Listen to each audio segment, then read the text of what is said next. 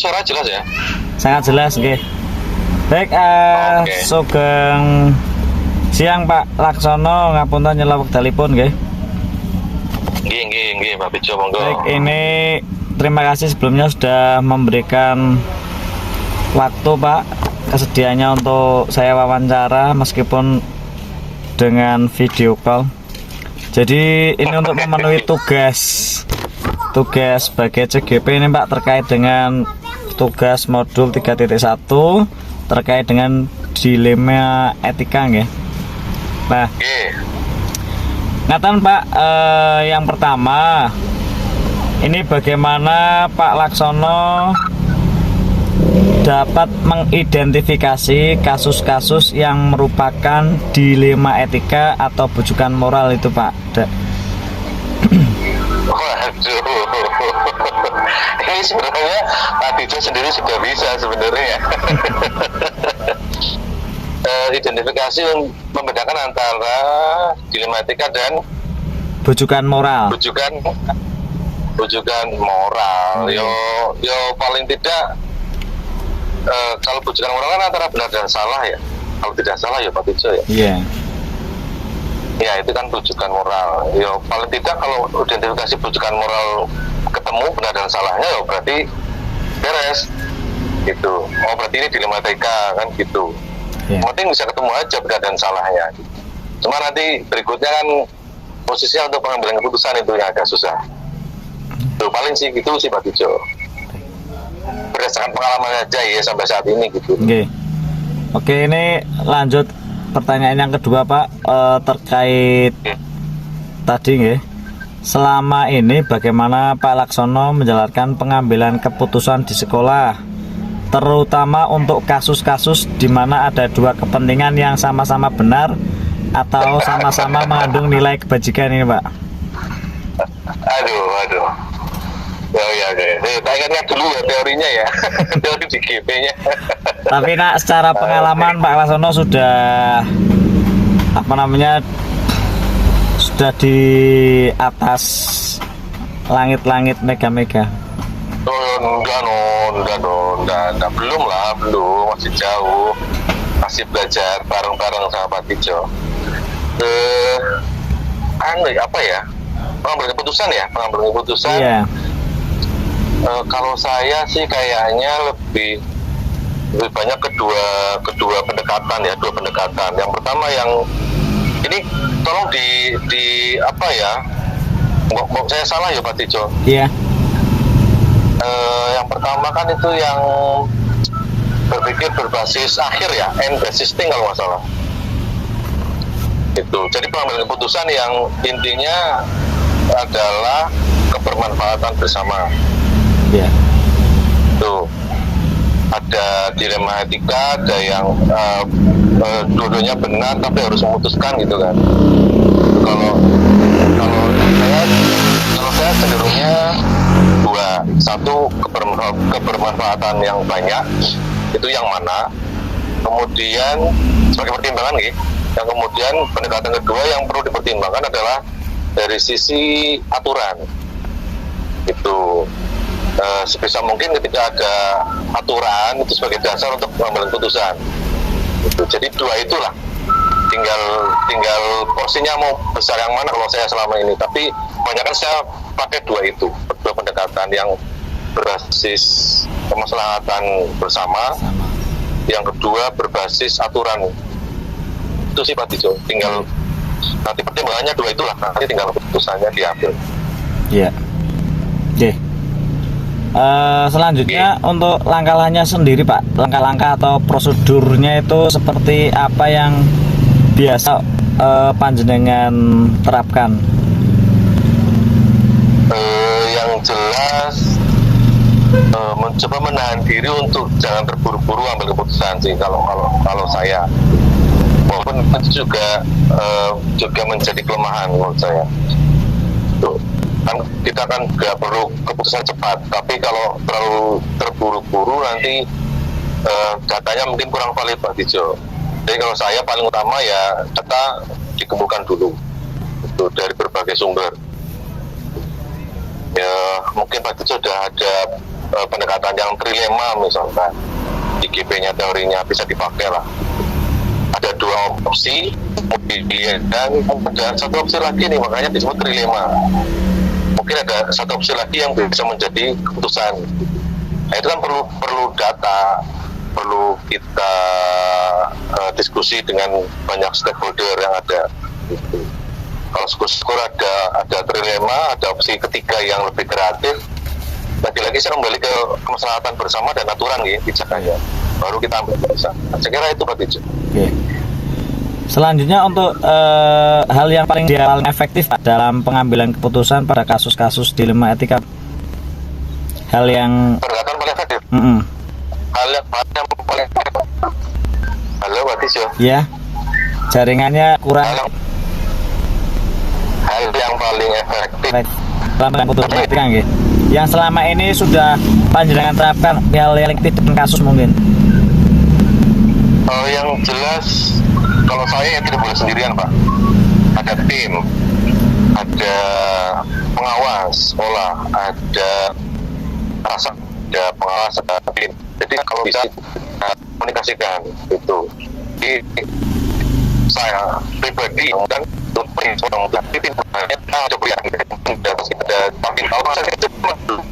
itu malah bisa saja salah satu. Jadi itu ketika pengambilan keputusan didasarkan keputusan jambi itu Pak Tijo. Baik. Lalu untuk pengambilan keputusan sendiri penyelesaiannya itu biasanya panjenengan jatuh atau cuma sedati jalan penyelesaiannya.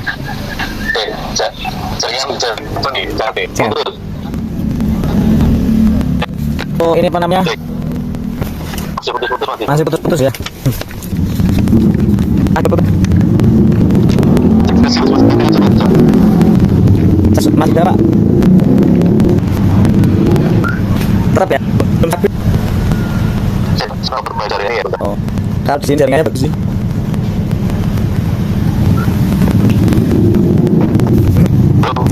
Udah baik Pak. Jaringannya Pak, jaringannya. Oke, untuk pengambilan keputusan kasus dilema etika ya tidak ada scheduling, tidak ada jadwal yang khusus ya Pak Tijo, reguler dan sebagainya. Walaupun pengalaman saya tidak ada, justru malah aksidental nih. Aksidental kasusnya muncul, kita berusaha untuk menggali informasi, kemudian bermusyawarah lah kalau saya sih, jadi tidak sendirian. Itu tidak ada scheduling. Ketika kasus muncul, kita coba untuk membreakdown, kita analisis data-datanya, informasinya, kita selesaikan gitu ya. Kalau bisa dalam waktu yang lebih singkat gitu, itu yang lebih singkat, sehingga kita bisa move on untuk bekerja tugas-tugas yang lain gitu Pak Tijo.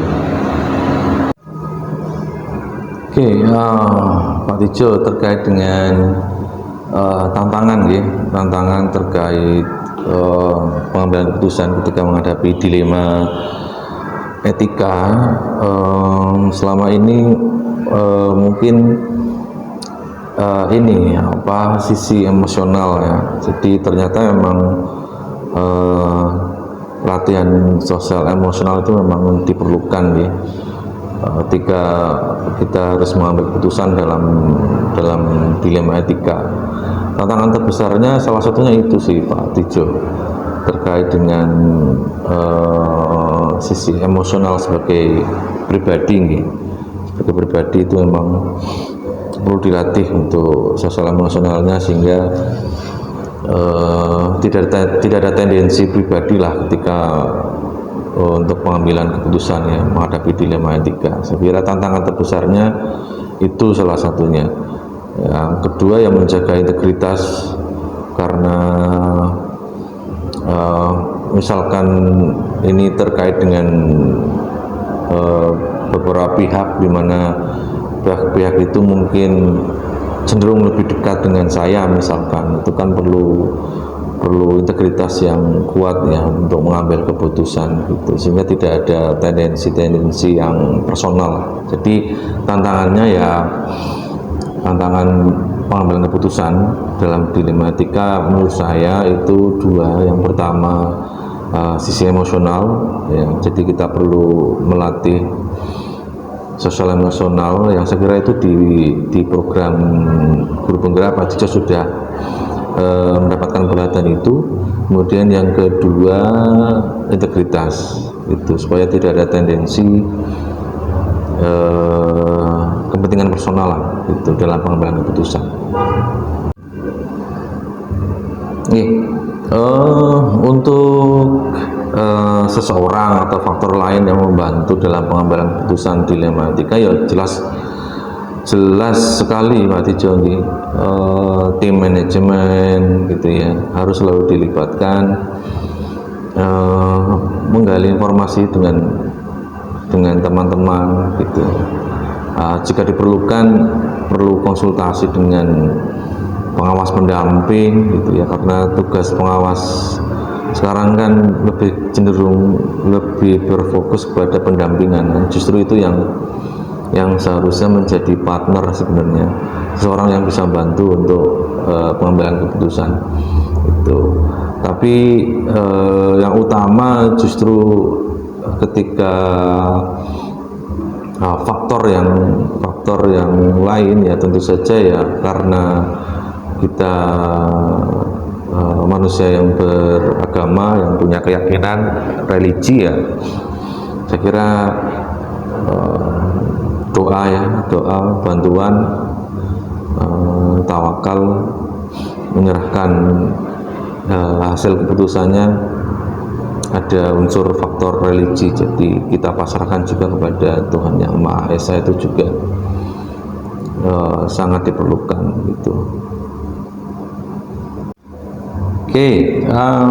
Dari semua hal yang tadi itu terkait dengan pengambilan keputusan dalam kasus dilematika ya banyak pembelajaran Pak Dijo ya, yang bisa diambil minimal dari sedikit pengalaman saya sampai saat ini. Yang pertama keterampilan sosial emosional sangat diperlukan untuk bisa menjaga emosi dan menjaga integritas, itu yang pertama. Yang kedua tidak bisa memutuskan sendiri, jadi ini kalau saya lebih cenderung harus mendengarkan banyak masukan dari stakeholder yang ada itu, supaya informasinya lebih jelas, lebih valid gitu ya. Syukur-syukur keputusannya merupakan keputusan yang diambil dari musyawarah gitu ya, terkait dengan kasus dilematika gitu. Kemudian yang ketiga yang tadi saya sampaikan terkait dengan cara berpikir yang saya sering gunakan, sepertinya lebih ke dua ya. Saya berusaha ke dua cara berpikir ya. Yang pertama terkait berpikir berbasis akhir ya, end basis thinking, itu terkait dengan keputusannya itu pertimbangannya adalah kemaslahatan bersama. Kemudian kalau tidak salah ya itu rule based thinking, ini terkait dengan aturan-aturan yang harus ditaati, itu juga menjadi pertimbangan. Ada satu lagi, ini terkait dengan rasa peduli ya, berpikir rasa peduli gitu. Jadi seringkali keputusan yang saya ambil ini menjadi alat, sebenarnya menjadi alat secara tidak langsung untuk supaya orang lain itu akan melakukan apa yang saya harapkan. Jadi ada berbasis rasa peduli gitu. Tapi selama ini kebanyakan sih di dua ya, di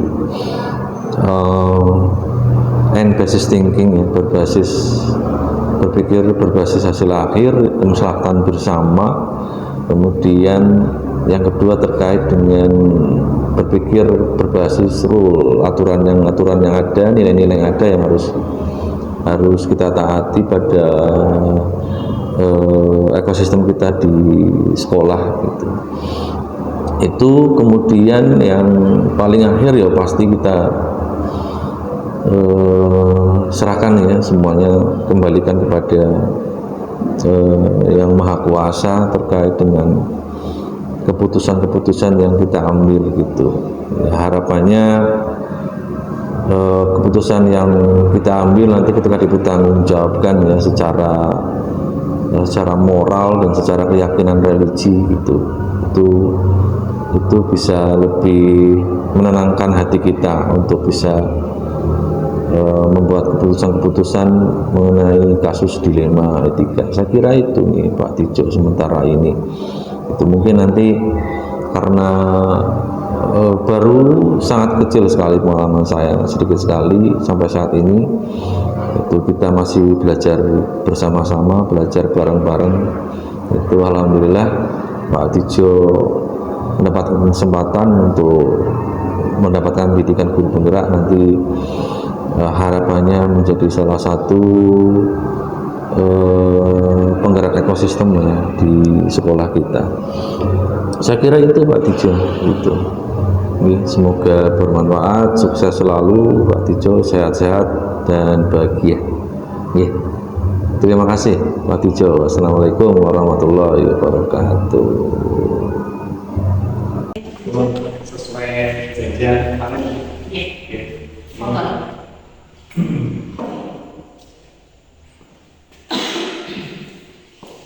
Terima kasih Bu sebelumnya telah berkenan meluangkan waktunya untuk saya wawancarai. Jadi untuk memenuhi tugas saya, izinkan saya untuk wawancara sama Ibu selaku pimpinan di SD 02 Batu dengan Ibu Ari. Sehat Ibu? Saya langsung mau itu. Jadi Ibu ini terkait dengan dilema etika. Selama ini bagaimana Ibu dapat mengidentifikasi kasus-kasus yang merupakan dilema etika ataupun rujukan moral? Sebagai seorang pemimpin di sebuah instansi pendidikan di SD 22 Bogosari, pasti akan bertemu dengan beragam kasus. Baik itu kasus yang keduanya benar tetapi saling bertentangan yang dikenal sebagai dilema etika, maupun kasus yang salah satunya benar dan yang lainnya salah atau lebih dikenal dengan rujukan moral. Jadi kedua kasus tersebut harus dapat diidentifikasi dengan benar agar tidak ada kesalahan dalam pengambilan keputusan. Jadi keputusan yang diambil itu harus benar-benar bijak dan tidak merugikan kedua belah pihak seperti itu. Selanjutnya Ibu, selama ini bagaimana Ibu menjalankan pengambilan keputusan di sekolah Ibu, terutama untuk kasus-kasus di mana ada dua kepentingan ya Bu, yang sama-sama benar ataupun sama-sama mengandung nilai etika. Itu bagaimana Ibu? Untuk kasus dilema etika itu saya mempertimbangkan kedua hal yang sama-sama benar tersebut, kemudian membenturkan faktor apa atau pihak mana kira-kira yang berhubungan, apakah kepentingan perorangan atau banyak orang yang pertama, kemudian mengandung nilai-nilai kebenaran atau kesetiaan, terus ras adil atau belas kasihan, ataukah berdampak buruk atau dan seterusnya. Selanjutnya untuk langkah-langkahnya sendiri Bu, atau prosedurnya itu seperti apa yang bisa Ibu lakukan selama ini?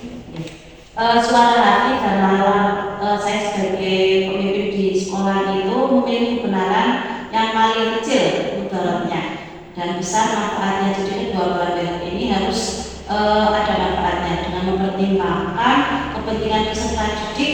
Jika kasus itu berhubungan dengan peserta didik berdasarkan pada prinsip berpikir berbasis hasil akhir, berpikir berbasis peraturan, dan berpikir berbasis rasa keadilan. Nah, tahap berikutnya lakukan investigasi dengan memeriksa kembali fakta-fakta dan temukan peluang. lalu buatlah keputusan. Nah, keputusan ini ditinjau kembali jika keyakinan kebenaran itu ada, dan insya Allah dalam bimbingan ilahi keputusan yang saya ambil ini keputusan yang bertanggung jawab seperti itu. Lalu kemudian untuk hal yang Ibu ambil tadi itu yang Ibu anggap efektif tepat guna dalam pengambilan keputusan pada kasus-kasus di rumah etika itu hal-hal apa saja? Nah, dalam kasus pengambilan keputusan dengan dilema etika ini yang perlu dilakukan adalah dengan menyederhanakan pokok permasalahan. Itu permasalahannya disederhanakan dulu, kemudian membangun kebijaksanaan. Nah, bagi saya pengambilan keputusan itu efektif apabila dilakukan dengan spontanitas tergantung objek permasalahan di lapangan. Biasanya saya ngobrol dengan tim manajemen sekolah atau jajaran dewan guru yang ada di sekolahan saya. Dari pendapat mereka saya sharing supaya supaya ada keputusan bersama yang tidak merugikan kedua belah pihak seperti itu.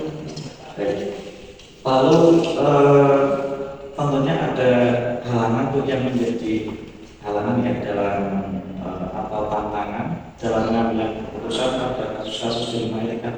Kalau memang ada apa Ya. tantangannya? Biasanya hasil keputusan yang diambil akan ada pihak-pihak yang tidak dapat menerima keputusan saya. Nah, proses untuk dapat memahamkan sebagian orang itu secara ikhlas menerima dan menjalankan keputusan menjadi sebuah tantangan bagi saya, serta untuk tetap istiqomah dalam menjalankan keputusan yang sudah disepakati. Lalu untuk penyelesaiannya sendiri itu pandangan terstruktur, terprogram, atau dibuat schedule untuk penyelesaiannya, atau itu mungkin terbiasa menyelesaikan pada saat ada masalah itu.